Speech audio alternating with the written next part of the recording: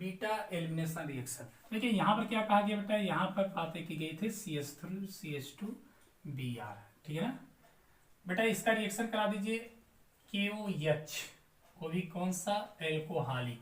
देखिए अगर एल्कोहलिक की जगह पर ध्यान दीजिएगा, अगर यहाँ पर एल्कोहलिक की जगह पर आपने बेटा एक्वस ले लिया तो OH क्या करेगा, ब्रोमीन को हटा करके OH अटैच होगा, ध्यान दीजिएगा, और एल्कोहल बन जाएगा। बात समझ में आ रही ना। लेकिन जब एल्कोहलिक लेंगे तो ये क्या करता है बेटा, ये ब्रोमीन को तो पोटेशियम के साथ बाहर करेगा। एल्कोहल क्या होता है, एनहाइड्रस सब्सटेंस है जो वाटर की मॉलिक्यूल उसको बाहर करेगा। तो जो बीटा है, बीटा से हाइड्रोजन लेता है। कोई भी ग्रुप जिस कार्बन से अटैच होगा दैट इज अल्फा कार्बन, उसका पड़ोसी कार्बन बीटा कार्बन होता है।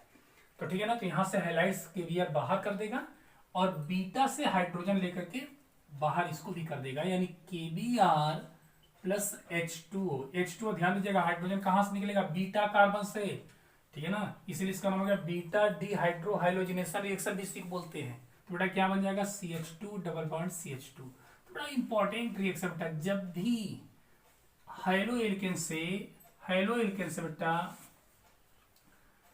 जब भी आपको एल्किन बनाना है तो सबसे बढ़िया रिएक्शन ये है। अब ध्यान दीजिएगा, अगर सपोज करो कि एक से अधिक बीटा कार्बन हो जाए तब क्या होगा। सपोज करो बेटा यहां पर मैंने लिख दिया ब्रोमीन और यहीं पर कर दिया CH3। ध्यान दीजिएगा KOH एल्कोहल, बड़ा इंपॉर्टेंट रिएक्शन बेटा, ये भी बहुत इंपॉर्टेंट।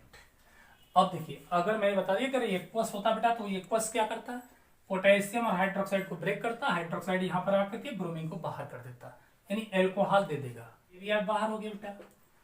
अब बात आ रही कि H2O जब निकलेगा तो हाइड्रोजन कहां से लेगा। अब बात आ रही कि इससे लेगा कि इससे लेगा, है ना। तो सेट-जेफ रूल्स को अगर ध्यान दिया जाए तो सेट-जेफ सामने क्या कहा था कि हमेशा जब भी बीटा डिहाइड्रोहाइलोजिनेशन होगा तो मैक्सिमम एल्काइलेटेड एल्किन ही मेन प्रोडक्ट होती है। इसका मतलब क्या होगा, कि बेटा डबल बॉन्ड के दोनों साइड में जितने अधिक से अधिक कार्बन होंगे ना वो मेन प्रोडक्ट होगा। तो चलो अगर हम देखते हैं कि दो तरह के प्रोडक्ट बनाते हैं, अगर यहां से हम निकाले होते बेटा तो क्या होता, ध्यान देना, CH3 CH2, यहां से CH डबल बॉन्ड CH2, यही तो बनता। लेकिन दूसरा प्रोडक्ट अगर हम इस बीटा से निकाले होते तो क्या बनता बेटा, इसके पास चला जाए तो काउंटिंग करो बेटा तो पहले पर ही डबल बॉन्ड आ गया, इसमें दूसरे पर आ रहा है। तो डबल बॉन्ड के दोनों साइड में जो ज्यादा से ज्यादा कार्बन रखता है दैट इज मेजर प्रोडक्ट, तो आपका मेन प्रोडक्ट ठीक होगा, ठीक है ना।